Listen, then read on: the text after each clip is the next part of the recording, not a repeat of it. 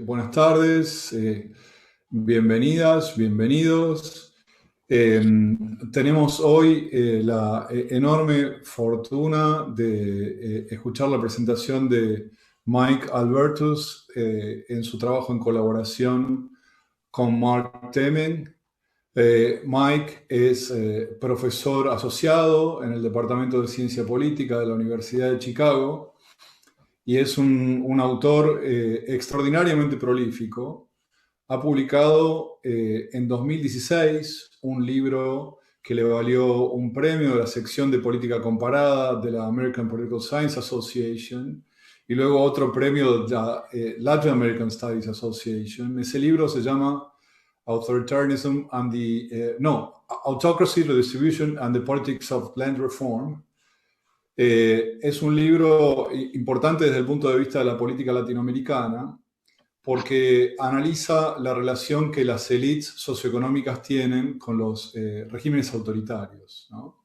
Y el segundo libro es Authoritarianism and the Elite Origins of Democracy.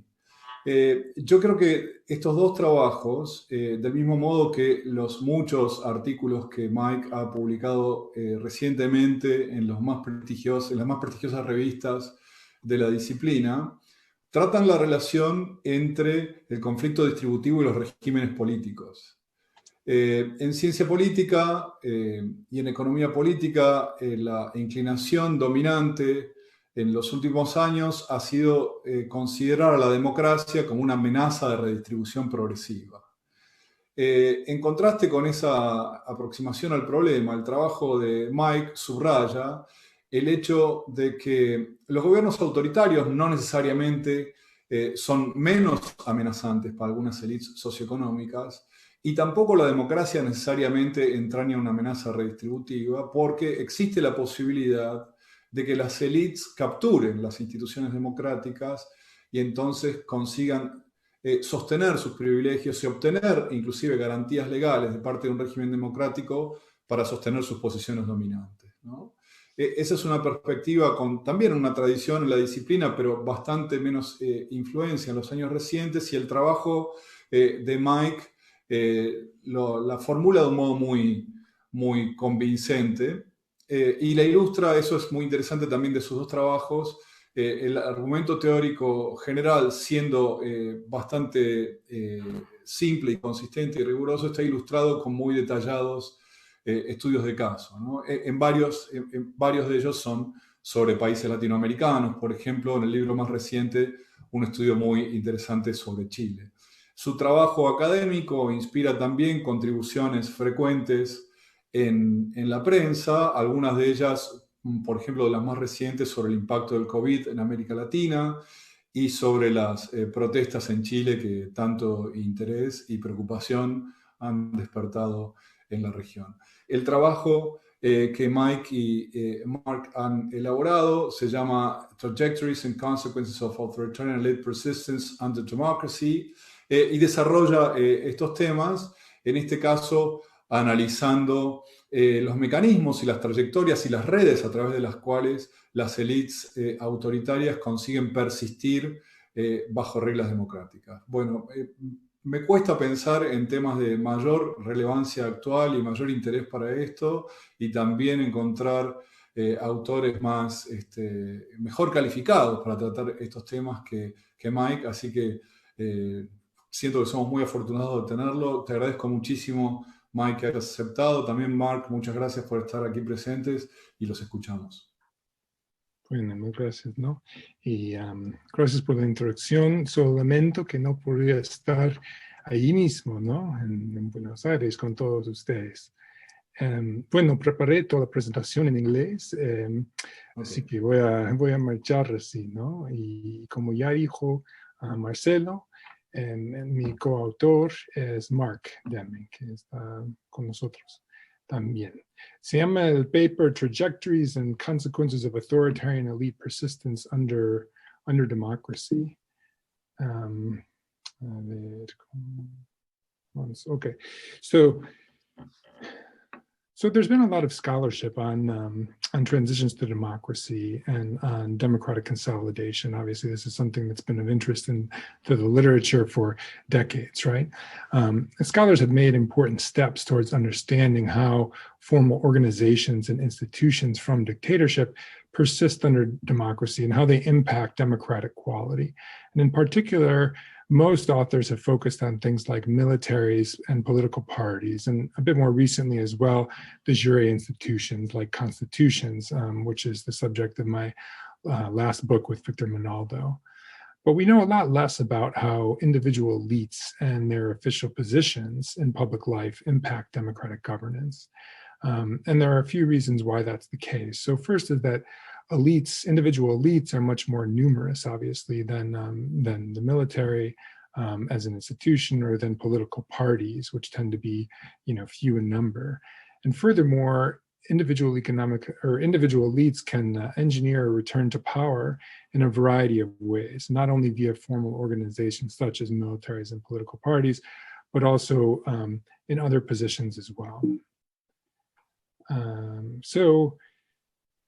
The main argument that we are going to advance in this paper is that former authoritarian elite dispersion across government can erode democratic quality.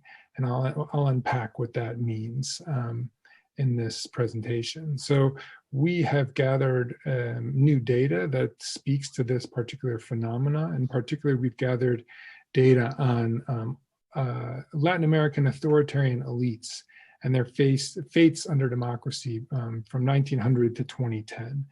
And we basically look at the top several handfuls of outgoing authoritarian elites from a particular regime, and we trace what happens to them over the course of their lives, or until the demise of democracy, whichever comes first. What we find is that persistence in power is quite common. And furthermore, we identify several common patterns of elite penetration of the state and of government under democracy.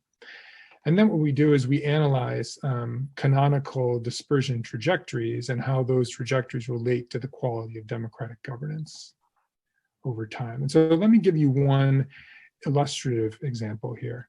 And that is, by the way, can you see on the right-hand side of the screen, the next slide coming up? Is that distracting? Yeah. I just realized that might be on your side as well. So let me make that less distracting. So let me give you the example of Chile, which transitioned to democracy in 1990. And so here are 7 different authoritarian elites from the Pinochet era.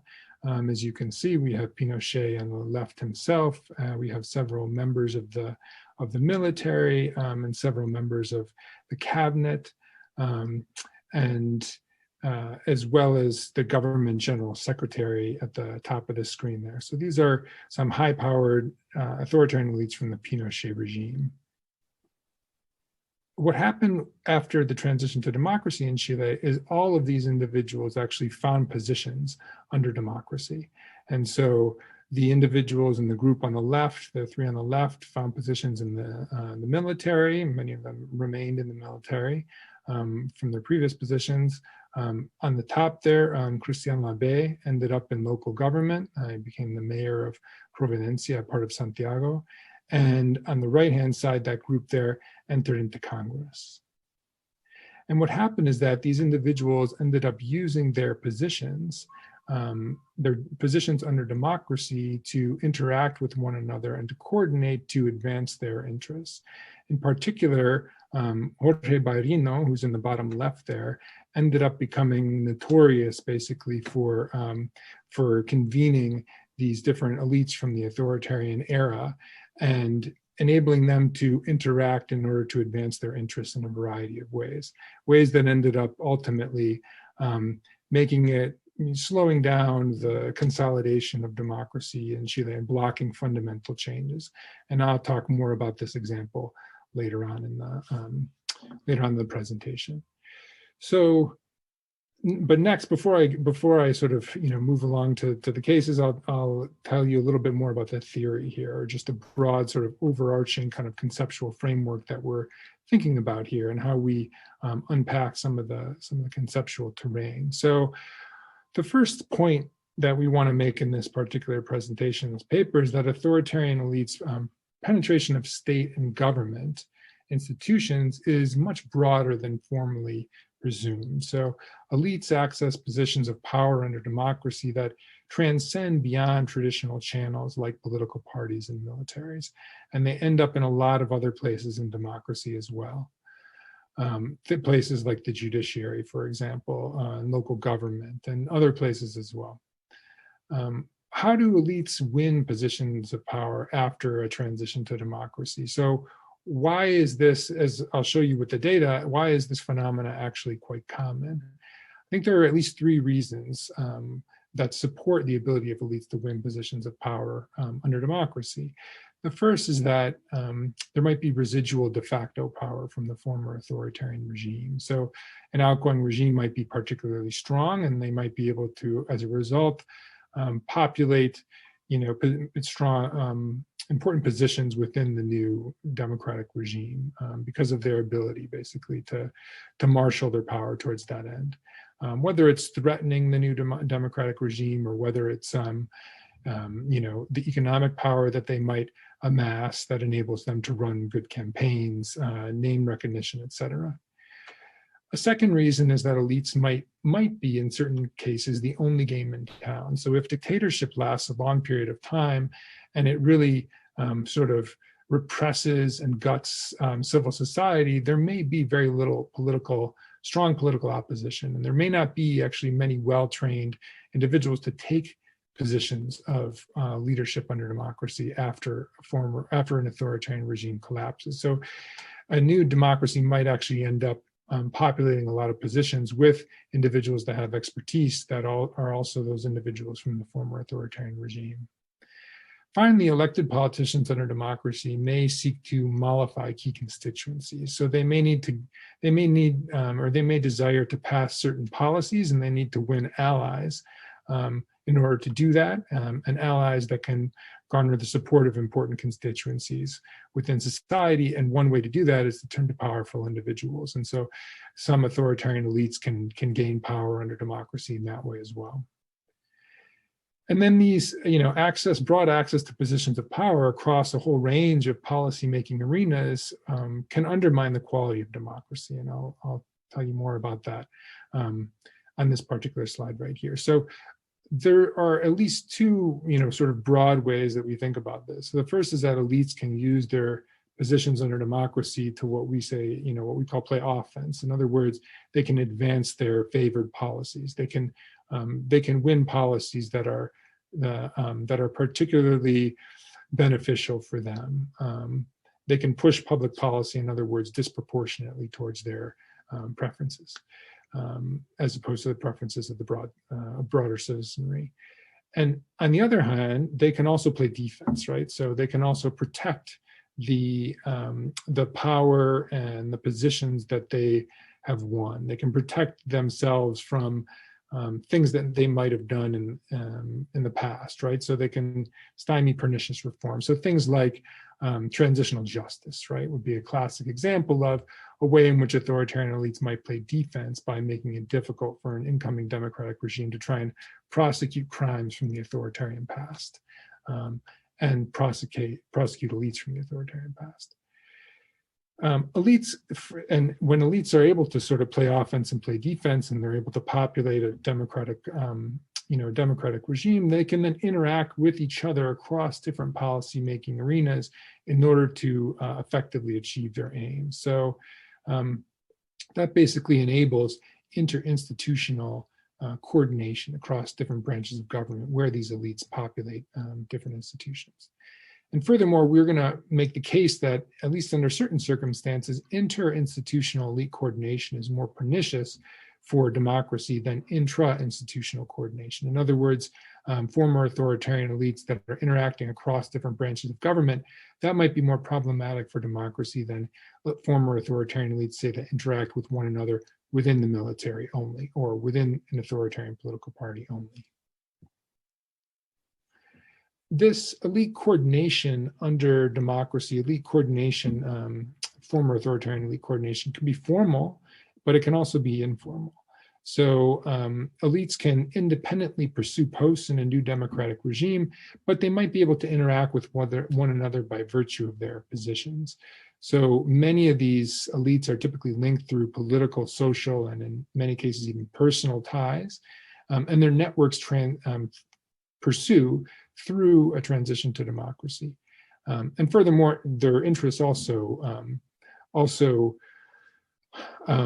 carry over to the democratic era, right? What they want to do typically is to protect the power that they've amassed under the former authoritarian regime, and they want to try and retain some of the practices that they have as well, ways to perpetuate their power. This effective, coordination doesn't always have to be explicit in order to be effective. So elites can communicate their preferences to allies and other branches of government via things like policy agendas and public rulings and institutional communiques. They don't always have to do it explicitly, although in many cases they actually do it explicitly. And finally, I would say that there's this broader question of, is the penetration of former authoritarian elites under democracy, under a whole host of different positions, does that have to be an ex-ante sort of strategic move by an outgoing authoritarian regime in order to be effective? We argue that that does not need to be the case. So all you need to have is a number of different authoritarian elites that are in different important positions under democracy in order for them to be able to interact and undermine the quality of democracy. It doesn't have to be an explicit ex-ante strategy of capture of democracy, although there are examples of that as well. So in order to examine this as a general phenomena, what we did is we gathered original data on over 350 high-level authoritarian era elites and what happened to them under democracy in Latin America between 1900 and 2010. And we look at a whole range of different outgoing authoritarian elites from the former regime. So that's the second bullet point here. Those are the different positions we look at. A dictator, members of a junta, head of government, vice president, head of the military, head of the official government party, if there is a governing party, and major cabinet ministers, as well as any tutelary military powers. So these are basically the highest level authoritarian elites. And I can talk a little bit at the end, and I think there's an interesting question as the extent to which this is sort of generalizable to other elites as well. And I think there could be some interesting research to push this further forward. And so what we do is we look at the individuals from those positions and we track whether and when each and every one of the individuals in those positions return to elected or non-elected positions of political power under democracy over the course of their entire lives or until the demise of democracy. And so we track these people for a long period of time. We code a couple of different measures in order to try and generate metrics or proxies for elite influence, right, across government. And so these different measures basically are trying to capture the overall elite penetration of democracy. So first we look at the total number of positions that's held by elites. Then we look at their presence in different state and government institutions. And finally, we look at the number of institutions that are occupied by elites. And by state and government institutions, which is sort of a term I've been throwing around so far, what we mean in particular is we're going to look at the executive, the legislature, the judiciary, the military, local government, and positions in major state agencies, things like a central bank. And of course, if we're looking at transitions to democracy and the role of former authoritarian elites under democracy, we need to define these democratic transitions. And so what we do is we start by following the Przeworski et al. Definition of democracy, in which democracy is a regime in which the executive and legislature are elected, there are multiple political parties, and there's alternation of power between those parties. So we start with that, and then because there are a number of wrinkles, I think, that are sort of well known for some of their coding of Latin American countries, we complement that data source with looking at the Mainwaring and Perez-Lignan data from their 2014 book, which codes, democracies, semi-democracies, and dictatorships. And what we do is we throw out, any regime as being a democracy if one or both of these two sources code the regime as authoritarian in nature. So basically, we're looking for, countries that are above, a pretty serious bar for being democracy. But we're not looking at something like a polity score. So we're trying to keep it as at a fairly inclusive level for what constitutes democracy. But nonetheless, we want to make sure that we're not adding too many countries in there. So we look at these two data sources in concert. And this is just a quick overview of what the data actually look like. What we have are 636 democracy years. That's in the first row at the top of this table here. And if you look just at the first 20 years of democracy, after each transition to democracy, what we have are 483 democracy years. And we're going to look in part at the first 20 years of democracy. We're going to focus on the first 20 years of democracy because, former authoritarian elites, at least in some respects, are like the rest of us. They have a lifespan, right? So they won't live forever, and they're more likely to be around for about the first 20 years or so. After that, it's less likely that some of these individuals will be around, not because they're excised, but simply because they start to retire and die off.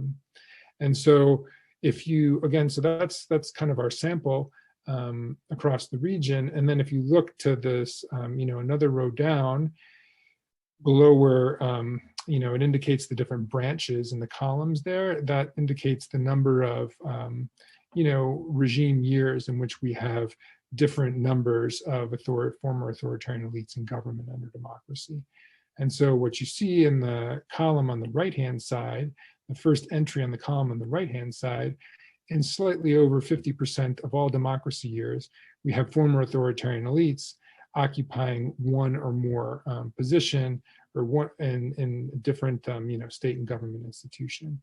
And so we have their presence in at least one state or government institution. And if we look at the first 20 years of democracy, that number is about 60%. And so, these elites are found, if we move a little bit further down in the table, where it splits the elite presence into executive, legislative, judiciary, military, local, and other, what we find is that former authoritarian elites quite frequently end up in the executive in one way or another, whether that's becoming president or vice president or the head of a key, cabinet or something like that. That's quite common. Elites also end up in the legislature, which is quite common. Less frequently in the judiciary, and by the judiciary here, we're looking actually at the highest court in the land, so a Supreme Court. They are slightly more frequently to end up in the military, and they also take local offices, and in some cases take other posts as well. Things like ambassadorships would be an example of that. So this is quite a common phenomenon. This is a different way of looking at the data that are a little bit more fine-grained in certain ways. So it looks again on the top row here, what you have, and these are the headings of the columns, are the different positions from an outgoing authoritarian regime.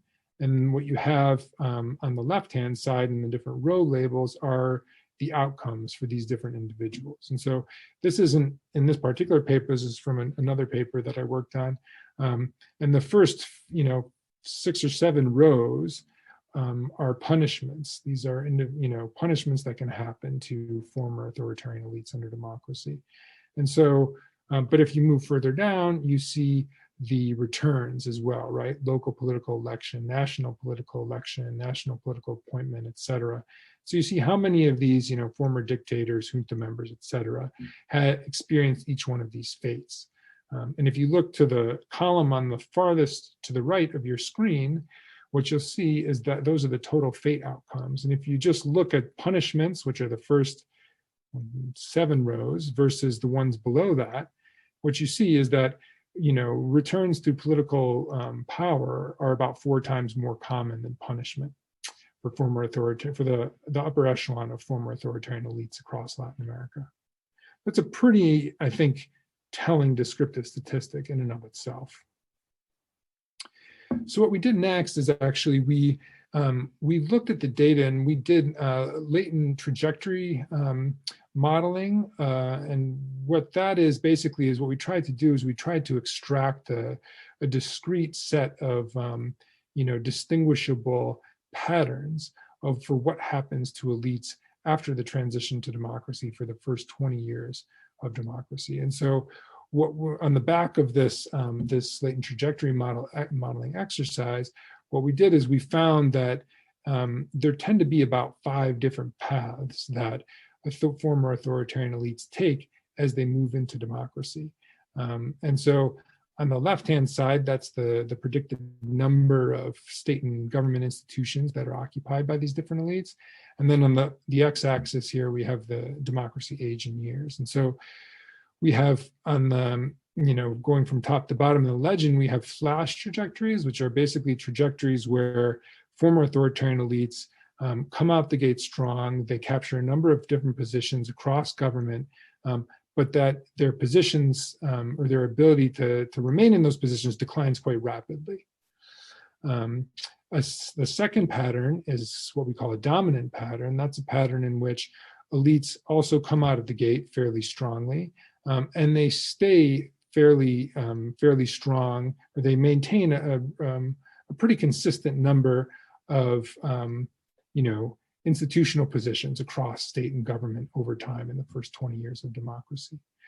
A third pattern is this crash pattern. This is a pattern in which elites, so the intercept here is slightly lower than the first 2 patterns. And what we see here is elites enter into democracy, at a middling level of power, and then they rather quickly leave government, right? So, or excised from government one way or another.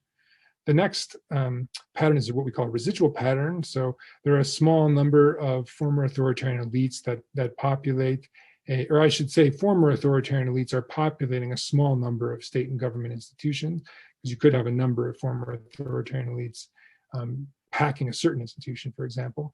But that remains fairly consistent over time. The capture of, or the presence in a one institution roughly is pretty consistent over time. And then finally we have a failure pattern, which is all the way at the on the x-axis, right? It tracks the x-axis perfectly, where basically elites are excised from the beginning, and they never come back. And then what we did is we took all these different democracy spells that we were working with across Latin America, and we characterized authoritarian era elite cohorts into these different trajectory patterns, right? So these are examples of democracy spells that fit within the dominant pattern that I mentioned on the previous, or that I described on the previous slide. So these are dominant former authoritarian elite cohorts, ones that enter into democracy at a fairly high level of penetration of different government and state institutions, and then that persists over time. So Argentina has a couple of these, although the democracy spells in the late 50s and the mid 60s are quite short. So they follow this dominant pattern, but it's a quite short spell of democracy. There are also cases in which there are longer democracy spells as well, in which elites maintain this dominant pattern, like Chile, like the introductory example I mentioned, but also Nicaragua was a good example, and Mexico since its transition to democracy in 2000. Here's some examples of, or here are the flash cohorts that are in our sample. So Brazil after Vargas, Colombia after its transition in the late 1950s, and El Salvador after its transition in 1984. These are all cases in which elites came out the gate fairly strong, positioned themselves in a wide range of government and state institutions, and then over time they rather quickly declined, right? I should say that in each one of these subfigures here, what you're looking at, the solid line is the actual number of, the y-axis is the actual number of different state and government institutions that have elite presence, former authoritarian elite presence.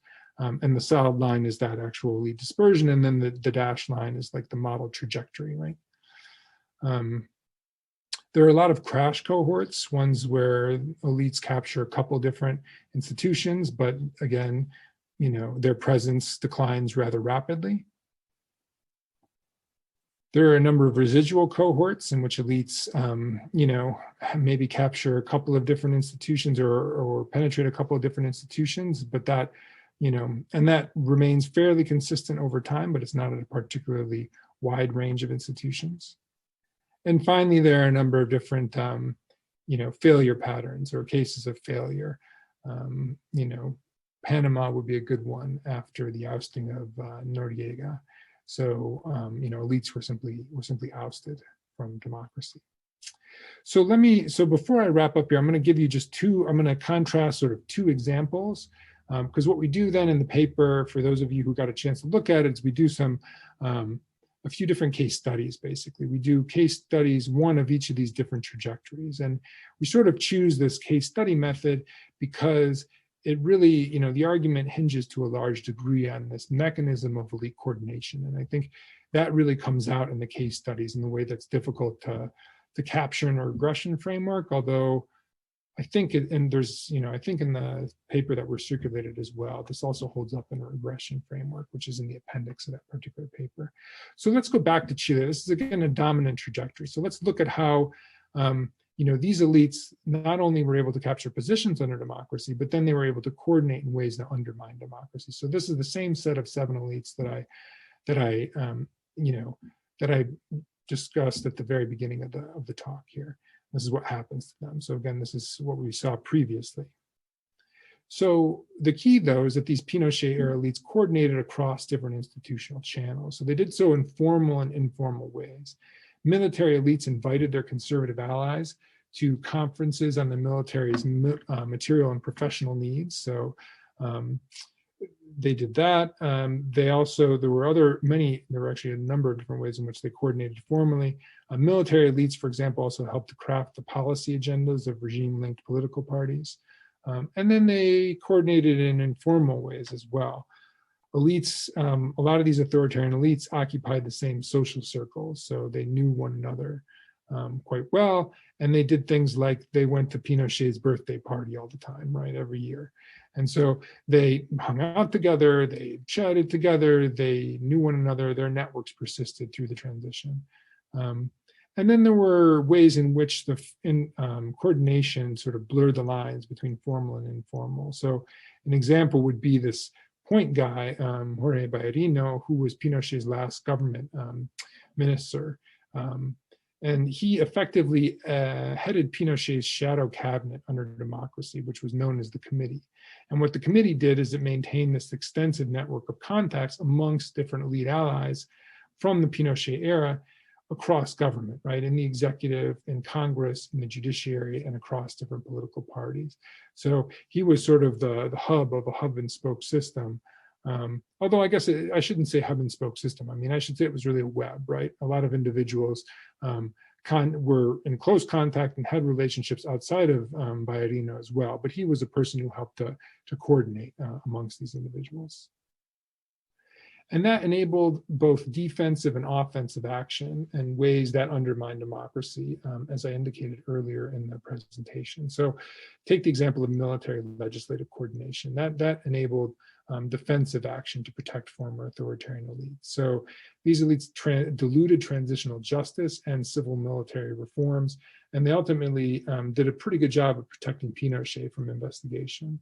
So Bayarino personally contacted elite allies in Congress and jurists to ensure that they would not cooperate with the Truth Commission in 1990. And also in that same year, there was a corruption investigation going on into Pinochet's son. And Bayarino worked with allies in Congress when they were writing their final report to ensure that Pinochet himself was not even mentioned in the report, which was actually rather a difficult feat, one might imagine, given the role, given that Pinochet had a hand in sort of all this stuff. And in 1992, Bayarino met with conservative party leaders to coordinate their opposition to the amendment of the organic laws of the armed forces. So Chile, as many of you know, had sort of had it took them a number of years to sort of tame the military, to establish civilian supremacy over the military. And Baiarino was one person who was central in making sure that that didn't happen very quickly. There was also, coordination between former authoritarian elites enabled offensive action to undermine democracy and the quality of democracy as well. So Pinochet, and this is true if you look at, for example, interaction between the legislature and subnational authorities. So Pinochet-era mayors were frequently found working closely with their district's Congress members to quote unquote harmonize clientelistic tactics under democracy. And this clientelism was a mainstay of elites' electoral strategy, particularly elites that were linked to the UDI, which was one of the authoritarian successor parties of the regime. Became a very popular party within Chile, and furthermore, they drew a lot of their support from popular sectors, where the party generated these sort of dense clientelistic ties, and they were very effective at doing that. So that's a dominant trajectory. The flip side would be a failure trajectory, and I'll try and buzz through this relatively quickly and then conclude so we can get to the Q&A here. So a failure trajectory is, again, one in which elites are basically excised from the get-go, from a new democracy. And in those circumstances, what we anticipate is democracy should be able to flourish to a much greater degree. So take, for example, Guatemala after 1945. So elites from the Ubico Castañeda dictatorship were completely excluded from positions of power following the transition. Basically, a lot of the top, brass and the individuals who supported the dictatorship were forced into exile. And then there were transitional elections that swept the opposition into power. And as a result, what you had was a series of relatively radical governments in Guatemala that really turned the page on the social and economic, prevailing social and economic contract that was operative under the authoritarian period. So there was a new constitution in 1945 that extended suffrage for the first time to all literate adults and dictated that land had to serve a social purpose. There was a new labor code that affirmed the right to unionize and set protections for the first time on employment and health and safety that were very broad-based protections. There was a social security agency that extended insurance to tens of thousands of urban workers, and there was a major land reform as well. Those were things that brought government much closer to the people, and it was able to do that in part because former authoritarian elites weren't around to oppose that. Okay, so to conclude, I think this has important implications for theories of transitional justice. So, I think it's long been fairly agreed upon that imposing civilian authority over the military and broadening competition beyond authoritarian era parties is important for democratic quality and for democratic consolidation. But what we would argue is that it's equally important actually to excise individual authoritarian elites from positions of power, despite the fact that many of these elites have advantages that predispose them to retain these positions. And I think there are a number of different interesting future avenues for future research. So for those of you who are following the seminar who are in your own research projects and thinking about projects, these are and who are interested in transition to democracy and transitional justice and democratic consolidation. These are some ideas. This is food for thought. And I don't think that I'm pulling the rug out from under us or the rug out from under Mark. I don't think we have these directly on our agenda in the immediate future. So things I think that directions the literature could go. First, I think the question is what's the behavior and influence of a wider range of elites during a democratic transition. So we examine this top echelon of authoritarian elites, basically a dozen or so, 10 to 15 from each outgoing authoritarian regime. But there are, of course, many, many more that are in positions of power in an authoritarian regime. And we don't know really what happens to them over time. We also don't know whether the fates of these individuals who are not in the very top echelons of power differ from those who are in the top echelons of power. So does everyone sink and swim together or not? That's something that we don't really know. And finally, we don't know much about the origins of these authoritarian elites, and in particular, whether their social or economic background might tell us something about their trajectories into gaining power and potentially retaining power under democracy. So I will leave it at that. Thanks for your patience, and I look forward to, we both look forward to your comments. Thank you, Mike, so much. It was a great presentation. It's a wonderful paper. So, ahora en español. Tenemos un rato para preguntas y observaciones sobre la presentación o sobre el trabajo. Así que podemos, yo no sé si vamos a seguir compartiendo. Maybe we can stop sharing the screen, right? So we can see each other. And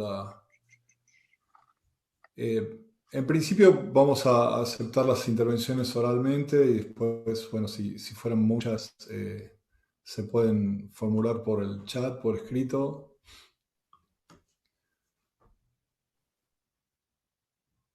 Como ustedes quieran. Cuando quieran.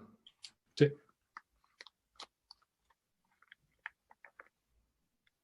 Uge. Yes. Should I ask in English, Spanish? What would you prefer? Como quieres. Como quiera. Bueno, genial. Entonces en castellano, en español. Encontraron que la manera de terminar el gobierno autoritario, y acá estoy pensando en Argentina en los 60s versus Argentina en el 83, y Chile, que fue también una transición negociada, versus la del 83, que no fue una transición negociada, ¿tiene alguna incidencia en la trayectoria posterior de las élites autoritarias en los gobiernos democráticos?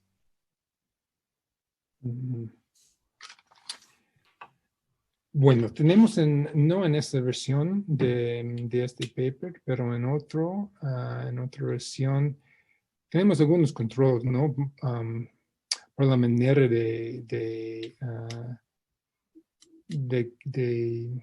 básicamente de cambiar, ¿no? Porque en algunos ejemplos hay como pactos, ¿no?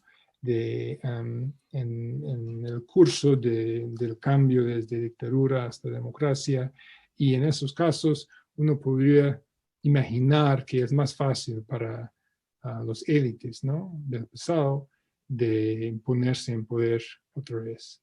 Entonces, y lo que encontramos nosotros es que, bueno, o sea, los resultados son similares sin pensar en la manera de transición, básicamente. Claro, hay un efecto también de la manera de transición, pero aparte de esto, podemos ver que la cantidad de puestos en varias instituciones por parte de los élites todavía afecta la calidad de democracia. ¿Me entiendes? Muy bien. ¿Alguna otra pregunta, Ger? Bueno, gracias a Michael por el paper y la presentación. Sí, yo tengo unas cuantas, voy a empezar con alguna y después si hay tiempo hago otras. Pero me gusta mucho el proyecto, me gusta mucho el paper. Mi pregunta es, mi primer pregunta es un poco parecida a la que preguntaba Eugenia, que tiene que ver con la relación que hay entre tipo de transición y persistencia de estas elites. Y un poco, digo, si ustedes tienen alguna idea de qué explica esta persistencia, ¿no? Y, bueno, si efectivamente creen que tiene algún vínculo con el tipo de transición. Y al respecto también me preguntaba si tienen problema de missing en la data, si hubo líderes de estos regímenes autoritarios o elites de estos regímenes autoritarios que no lograron encontrar después, identificar tanto si siguieron una trayectoria pública o política como si siguieron otro tipo de trayectoria. Y otra vez mi pregunta es si quizás estos missing están relacionados con el tipo de transición. Sí, buena pregunta. Bueno, esa es otra razón que básicamente soportó nuestra decisión de enfocarnos en los élites más importantes, ¿no? Porque, bueno, tan también puede responder Mark, pero según lo que entiendo yo, no tenemos básicamente un problema de missingness en cuanto de estos élites, ¿no? Porque son tan importantes que son básicamente fácil perseguir, o sea, saber o encontrar lo que pasó en el resto de su vida, ¿no?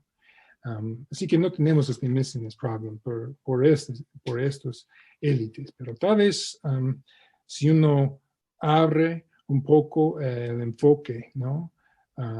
A incluir otros como los más, digamos, como 100 élites o algo así, ¿no? Eso sería un poco más difícil, ¿no?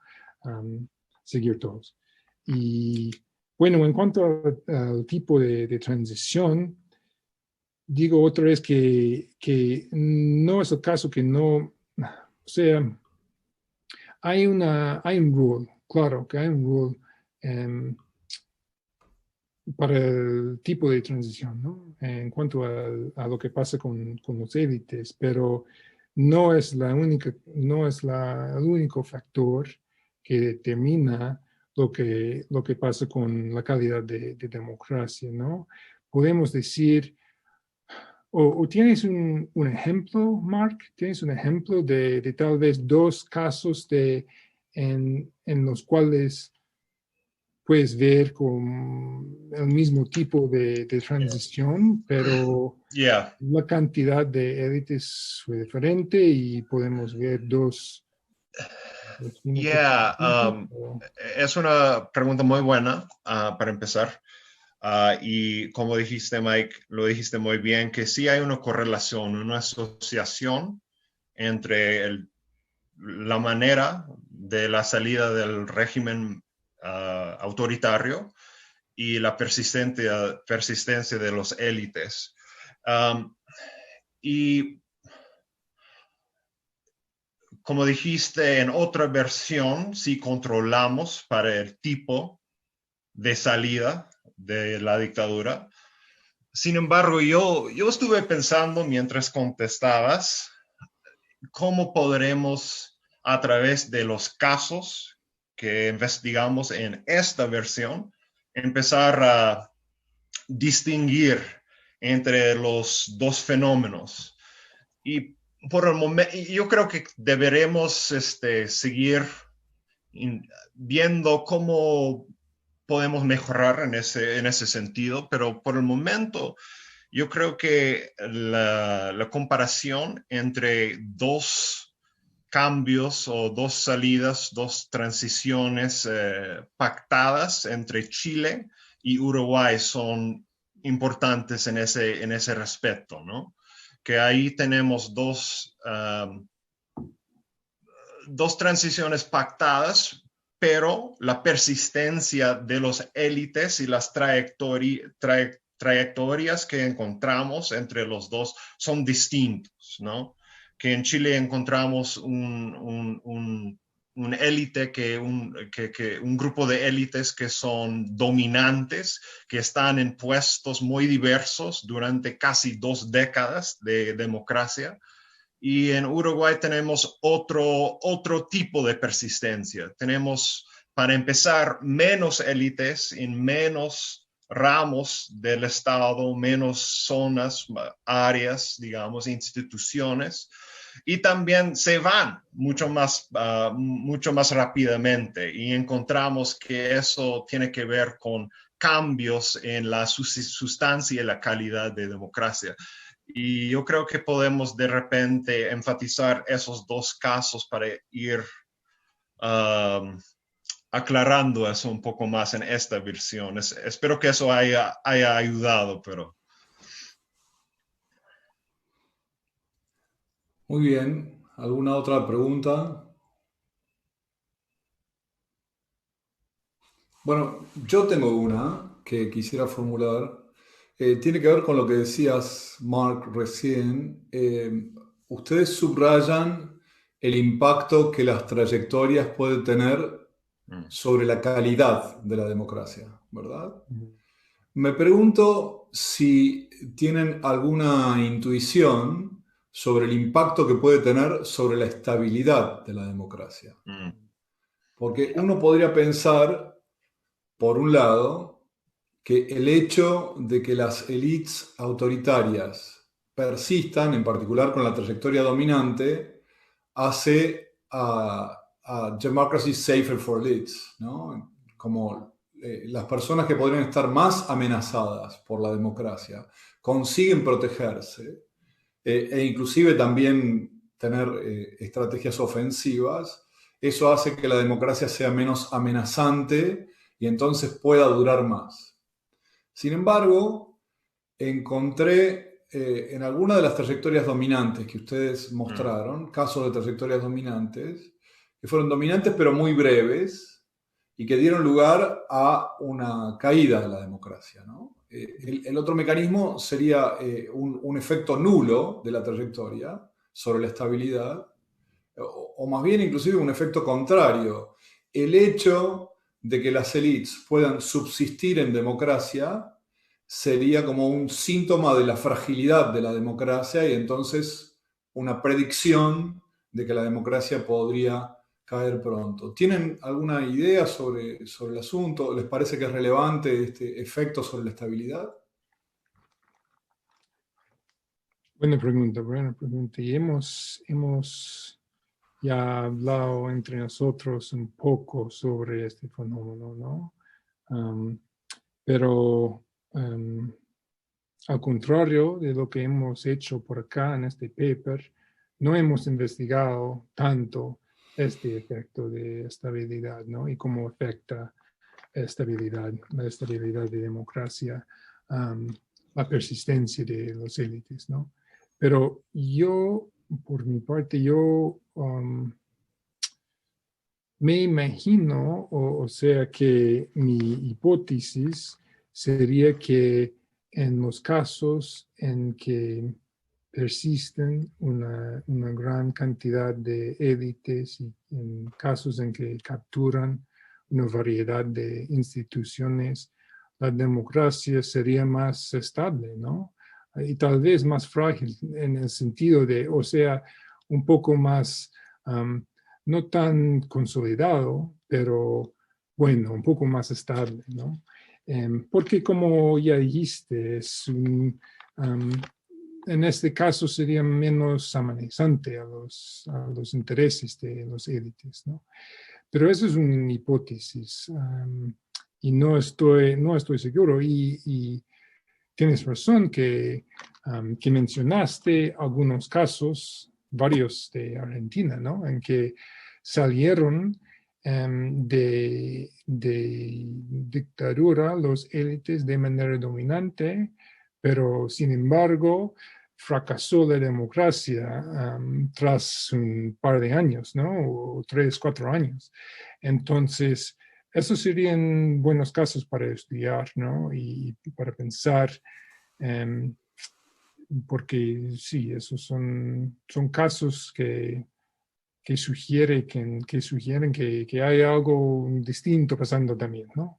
O sea, podría ser posible, ¿no? Que hay otra cosa pasando.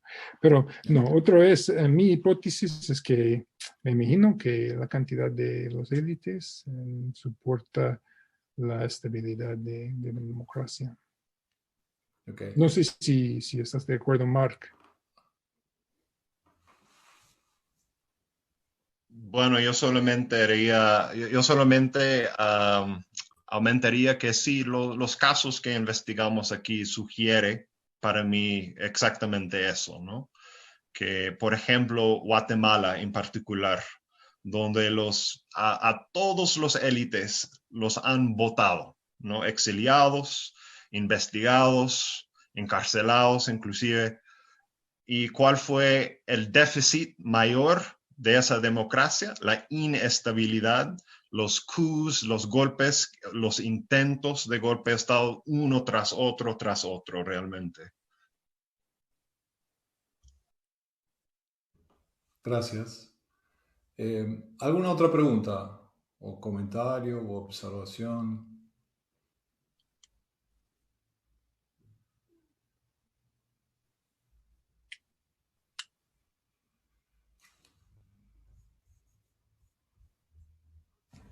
¿no?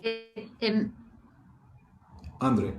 En algún punto me pregunto, y lamento, yo entré tarde, así que pido disculpas, estaba reunida con alumnos, pido disculpas si esto ya estaba en la primera parte de la presentación, pero, y también pido disculpas porque me imagino que en realidad no es parte necesariamente del paper de ustedes, pero dando un paso para atrás, si la calidad de la dictadura no influye en la supervivencia de las élites después de la transición. Y con calidad no sé bien, digamos, qué estoy diciendo, pero por ejemplo, en algún punto una dictadura como la Argentina, la última, que terminó en desastre, con guerra, con desastre económico, digamos, bueno, que claramente ayudó a que la transición no quedaran muchas élites, muchos miembros de la élite en el nuevo gobierno, aunque no necesariamente fue un gobierno fuerte, ni una élite militar demasiado debilitada, pero un gobierno militar como el de Chile, que finalizó con ciertos éxitos económicos y con un referéndum donde sacó casi el 50%, pudo mantener a gran parte de los miembros de su élite en el gobierno de transición siguiente. Sí, es una buena pregunta, ¿no? Y yo me imagino que eso tiene que ver con el modo de transición, o sea, la calidad de la dictadura, ¿no? Pero no completamente, ¿no? O sea, pero en una cosa que nosotros investigamos, por ejemplo, era básicamente como el track record económico, ¿no? Del régimen saliente. Y bueno, podemos mostrar que los efectos de la captura o la penetración de los élites en varias instituciones sigue siendo afectando la calidad, aparte de la historia, básicamente, del manejo de la economía. Y eso capturamos con un metric de, ¿cuál fue precisamente, Mar? Como un periodo de contracción, creo, de contracción económica, ¿no? Pero eso es una sola cosa, una sola manera de pensar en la calidad de la dictadura, ¿no? Hay otras también. Entonces, es un poco difícil. Por ejemplo, uno podría pensar en por ejemplo, la intensidad, digamos, de represión, por ejemplo, ¿no?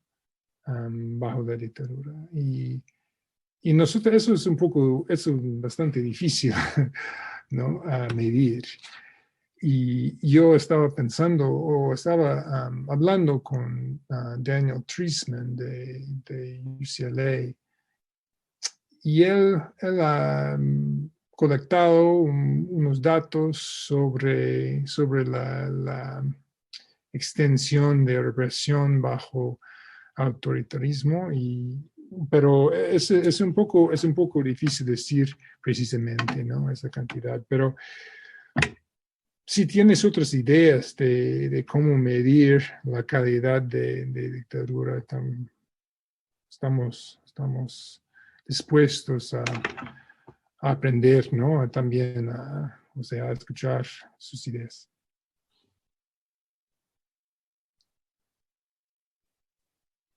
Robert, perdón, estaba muteado yo. Sí, volviendo, es un comentario tal vez más que una pregunta, pero volviendo al punto de Marcelo con el vínculo con la estabilidad, ¿no? Mi pregunta es, ustedes tomaron una definición de elites, como dijiste Mike al principio, bastante acotada, que es lo que les permitió hacer todo el relevamiento y que ese relevamiento tenga alguna confiabilidad. La pregunta, para hacer el nexo con estabilidad, ¿sería robusta cualquier conclusión a partir de una definición tan restringida de élite?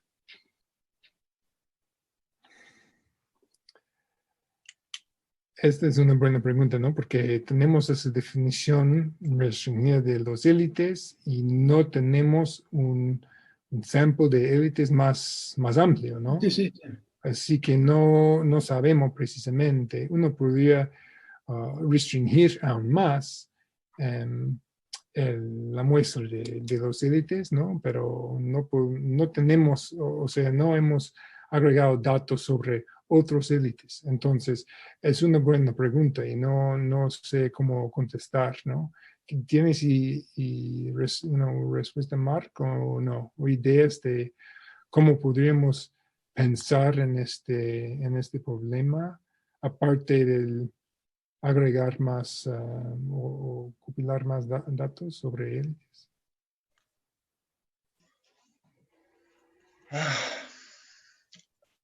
O sea, para tener más confianza en la medida, digamos. No, perdón, la medida me parece correcta para las conclusiones a las que llegaron. Mi punto simplemente es cuán robusta podría ser conclusiones sobre la estabilidad de la democracia. Sí, se requiere otra medida para eso, ¿no? O de repente las medidas no serían iguales para las dos cosas. Eso es muy buena pregunta y yo creo que sí, primero necesitaríamos a más élites, ¿no? Porque de repente a los top los pueden votar, pero para los secundarios, si se quedan, están cómodos, digamos, ¿no? No sé, de repente.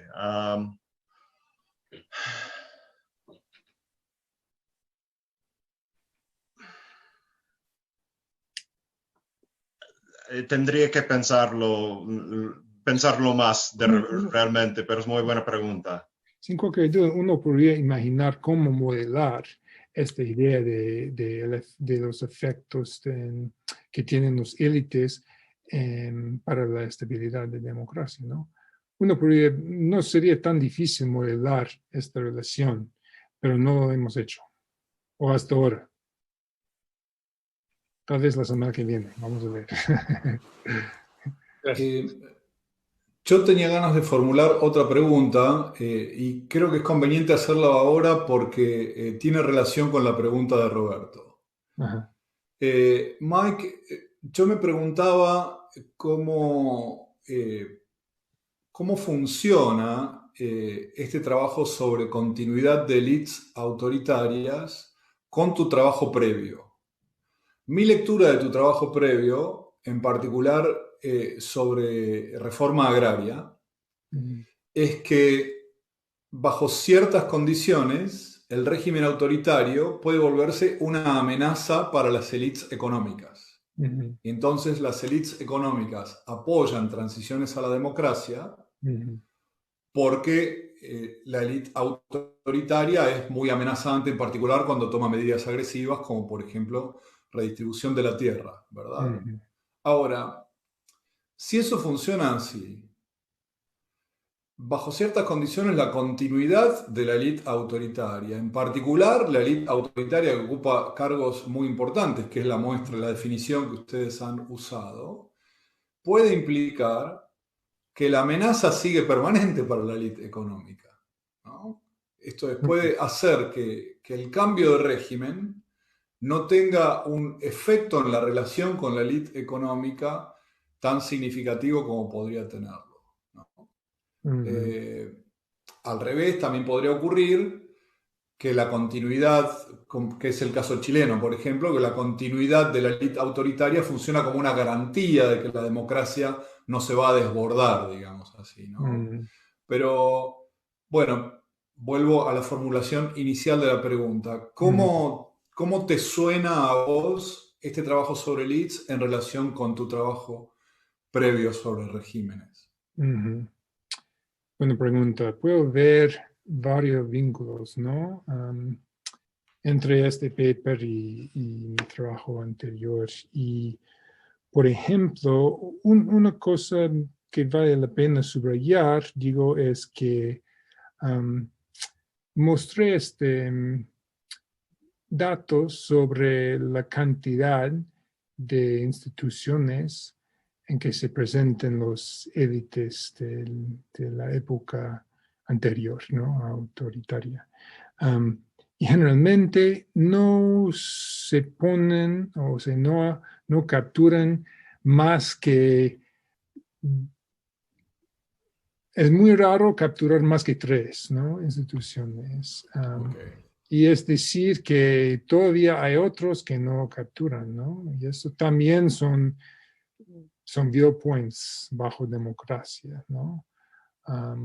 Así que es un poco, representan básicamente otros sitios para bloquear reforma, por ejemplo. Esto es un vínculo, ¿no? Otra cosa que vale la pena decir es que tenemos muy pocos ejemplos de trayectoria de fracaso completo, ¿no? Como creo que son 4, ¿no? Son 4. Entonces, es muy raro que los élites, que ningún élite puede persistir hasta democracia, ¿no? Y por eso eso quiere decir, o sea, todavía estoy pensando en la pregunta, eso quiere decir que ellos tienen voz, ¿no? De una posición que pueden usar para bloquear también políticas que son amenazantes, ¿no?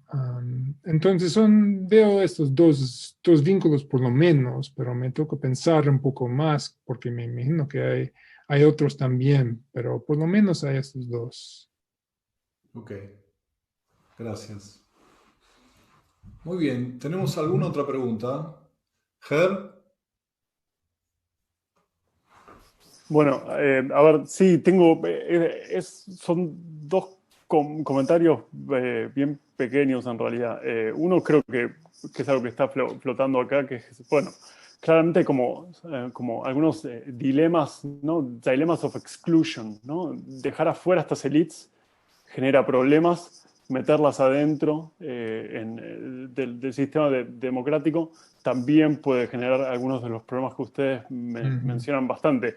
Para nosotros que estamos en Argentina, obviamente tenemos, qué sé yo, no sé, a mí se me viene mucho a la cabeza el libro de Ed Gibson, ¿no? Y entonces las dificultades de la democracia argentina por justamente no tener a las élites económicas bien representadas en la competencia política en los sistemas democráticos. Entonces, creo que eso es algo que el paper, podría profundizar un poco más, ¿no? Que es que puede haber pérdida de la calidad de la democracia, también puede haber otros tipos de efectos, por ejemplo, los que mencionó Marcelo sobre la estabilidad.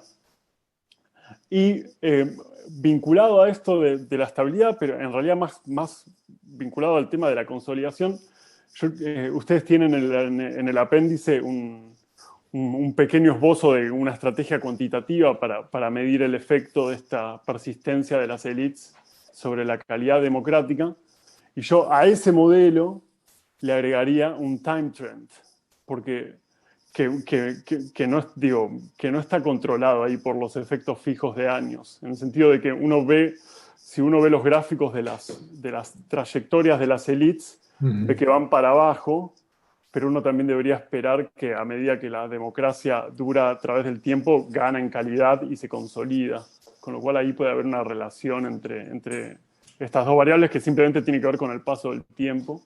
Entonces, en el modelo me gustaría ver ahí algún tipo de control por time trend. Creo que sí tenemos algunos controls para los time trend, ¿no? Marca, a ver. Estoy pensando en el paper. Si no, en esta versión Sí, en la otra. A ver, pero... Ajá. Sí, tenemos year fixed effects, ¿no? Que básicamente capturan el time trend, ¿no? Claro, pero ahí para mí el fixed effect no lo captura porque como cada transición ocurre en años distintos, no necesariamente el fixed effect del año te captura el trend. Ok, entendido. Sí, eso podríamos hacer sin dificultad, ¿no? Entonces, ¿algo más para... Mark, ¿quieres responder a la otra parte o no? Ok. Muy bien. ¿Tenemos alguna otra pregunta? Bueno, en ese caso llevamos ya 70 minutos de presentación. Yo quiero agradecerles mucho nuevamente a Mike, a Mark, por estar esta tarde con nosotros. Como comentábamos con Mike antes de empezar, una de las pocas ventajas que tiene este año extrañísimo es que tenemos esta costumbre de poder conversar utilizando estas herramientas con colegas que viven lejos y que sin embargo hacen cosas que nos interesan mucho y que son de mucha relevancia para pensar la trayectoria y la situación política de nuestro continente, de nuestros países. Fue muy interesante la presentación, nos gustó mucho el trabajo, muy lindo conocerte, Mark, espero que nos conozcamos personalmente y espero que podamos invitarlos a los dos alguna vez a vernos personalmente aquí en Buenos Aires. Han sido muy generosos, muchas gracias. Gracias a todas y a todos por estar también. Nos vemos pronto.